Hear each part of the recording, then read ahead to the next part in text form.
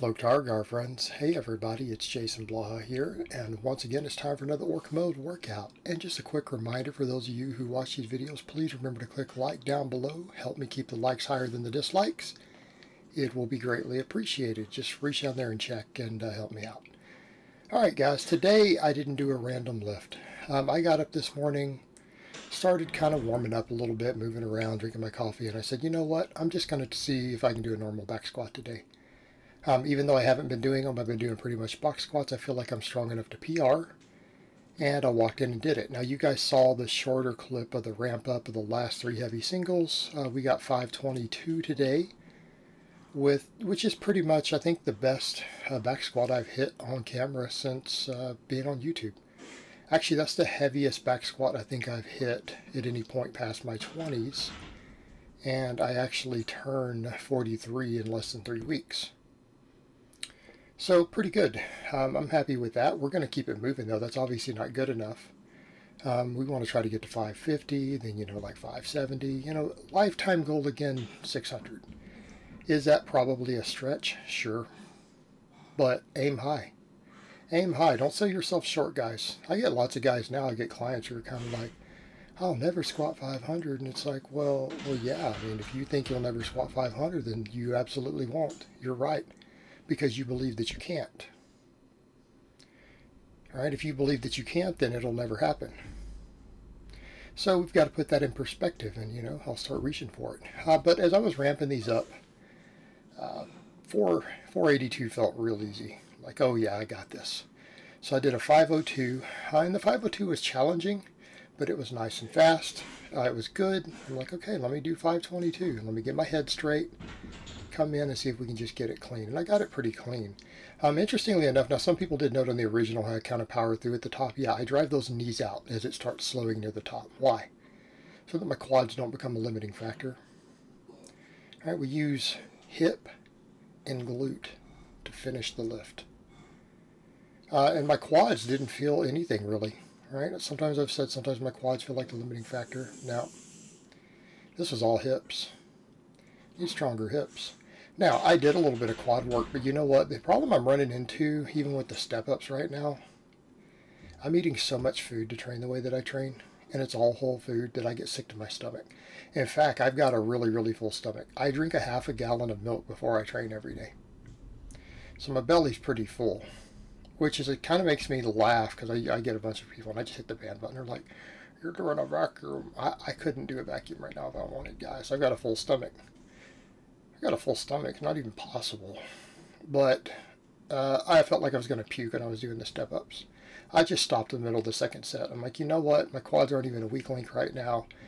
I need to do more hip, more hamstring, glute, erector, all the stuff that I need to keep my deadlifts and stuff moving, because my squat and deadlift days are pretty similar, other than just the max squat versus max deadlift at the start. I need to go ahead and work the things that I know are my limiting factors and not make myself vomit trying to do step-ups today. Because I really felt like I was going to. I just got into there and just like, I got to quit. And it was almost at the end of the second set. I don't know how many reps I got, 7, 8, 9, whatever. Doesn't matter. Quads got some work though, because they did get worked on the squats. They got worked here. But they're not really a weak link. I'm still going to do some quad work. And this is kind of a point to where I wish I was set up, and I'm not set up here to do it. A lot of people are like, we got to find a way to make it happen. I can't make just anything and everything happen that I want, guys. There are limitations due to where I live and stuff.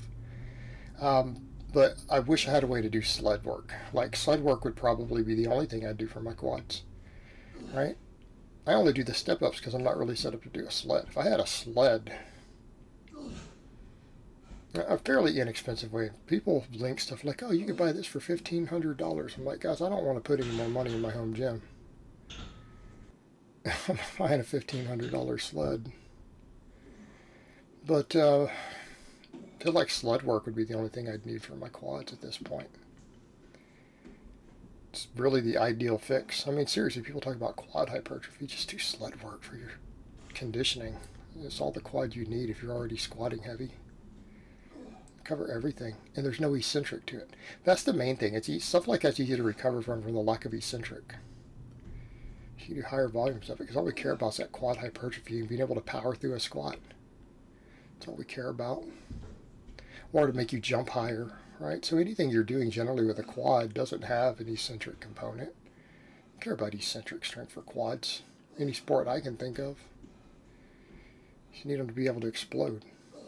But I felt like it was hip. Like I just need more hips. More hip strength. And the other thing, even if the quads become a limiting factor, I feel like, a lot of guys, they get too interior dominant and they don't build the support musculature to lift the weight that they want to lift. It's like, yeah, my squat needs to go up, but I also need to make sure that I have the structure to safely support it. Not just the quads to drive it 6 inches from the bottom once you get to that point. You need hips, erectors, support musculature for it. So that's what I'm going to work on a lot more. And it'll help bring my deadlift up. These felt a little tough today because my hips were really, really fatigued. Like really getting into my groove on good mornings were hard today. I finally got into them, but it felt like the first half of each set I just couldn't get really in my groove. And I felt like my hips were just so fatigued from the squatting, which is interesting because I remember when my quads used to be the weak link even on a back squat. Now I do a heavy back squat and it's all hip. It's all hip. And that's what I feel on a box squat. That's what I feel on a back squat. So I need to get my hips stronger. But I'm definitely feeling them when I do the good mornings. And I feel like my hips get worked tremendously when I do my glute ham raises also, especially against the bands. It seems to make it just, I feel so much in the hips. So that's good. We know these exercises are going to build everything up. All right, these are going to be two of my staple exercises. Tons of good mornings, tons of glute ham raises, and then any other upper back work I need, such as all my shrugs and stuff. I had someone ask also, why aren't you doing any other pulls? I do 100 chin-ups every day. I do 100 bodyweight chins every day weighing 220. Like, that's all the lat work I need. There's a reason I have a back. I do those every day. I don't need other back work. And that should be everything that I need to get my lats and everything bigger just to help support my squatting and all of that. But my back is fine. I do 100 chins every day, which I feel like has worked wonders for me on a lot of my strength. Just my general work capacity, my grip strength. So definitely doing high volume chins every day is something I would recommend most of you try.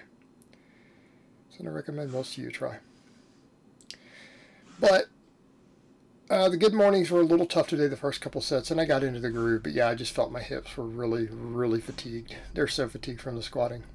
But I was happy with it. We got 522. Heaviest raw back squat I've hit since being on YouTube.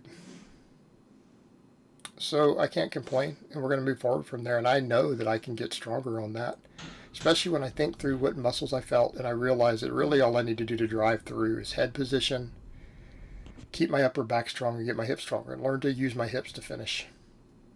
Because a lot of times where I tend to stick or slow down and the form tends to break down is that point where I drive my knees out, which you guys saw, and it just drives through. Need hip and glute. All right, hip and glute. Hip and glute. That's what we need. And that'll help me drive through those squats.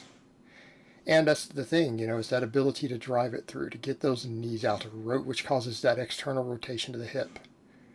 Lets you power through it, especially when you do a wider stance like I'm doing now. I think that's going to bring my squat up. And it's not to say I'm not going to need more quad eventually. I will need more quad eventually. I don't think that's what's going to make or break me at this point on my squatting as far as hitting another PR. I need hips and I need support structure because the main thing for me now is, again, that ability to avoid the thoracic rounding, which we're seeing now. But it's because I've built up my T-spine, I'm building my traps, I'm maintaining a better position. And that's where we avoid stuff like the ripple-toed squat where you look down and stupid stuff like that, trying to keep the neutral neck. And in all honesty, even though you can't tell that this is where different cues matter to different people, I'm actually trying to look up. I just can't. I can't keep my head up. I am actually physically trying to look up at those medals when I do a squat, when I'm coming up. But it still pulls me forward a hair at the top. But we're maintaining a much better position there for those who go watch it. So I'm happy with the way it powered through. We just have to keep building all the weak musculature and just get bigger and thicker. And again, that's where all the good mornings. That's where all the glute ham raises come in. Because these are exercises that can put a lot of meat on you and you can do a lot of volume. And that's what I get asked a lot, like, why are you picking these? Because look at the muscles that you build and look how easy they are to recover from. Because I can do 15 sets of each of these every week, right? 3 times a week I can do 5 sets of good mornings, 5 sets of glute ham raises, and I can push them hard. It's a lot of muscle mass that you can build with 15 sets of each. That's 30 sets. Especially stuff like the bands where you get that little bit of overspeed eccentric at the top pulling you back down. So we can build hip, glute, hamstring, erector, all that stuff off those. And then if my quads become a limiting factor, I can always add in a bunch of extra quad work and blow them up again real quick. Like we did already a while back. Put a good inch on them, I bet. Not that hard to do. But I need to build all that support muscular, the muscles I'm going to need to power through that squat and to be able to support it. That's the other thing too. Right, the ability to support it, especially as I get better at using the stretch reflex, which is going to be about hamstring. Build those hamstrings up. Build the hamstrings up, get better with stretch reflex motions with the hamstrings so that when I learn to use that stretch reflex out of the bottom again better, use that to drive out of the bottom, and then we use hip and glute to lock it. And have enough core and thoracic erector to support the weight as you're driving it through. It's going to be the name of the game. That's a lot of big muscles, though. They all have to be trained. And that's the key to it, guys. We do maxes, and then we do tons of hypertrophy work. That's what I do.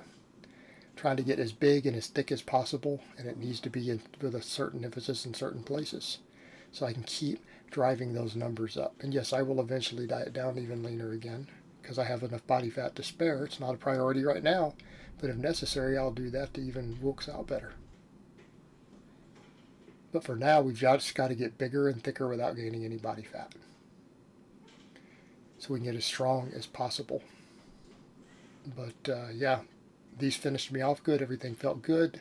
Happy with the workout overall. Happy with the PR. I think a lot of followers are happy with it, a lot of compliments. And we're just going to keep moving forward and keep doing better. So I hope it has been informative, and I will talk to you guys next time.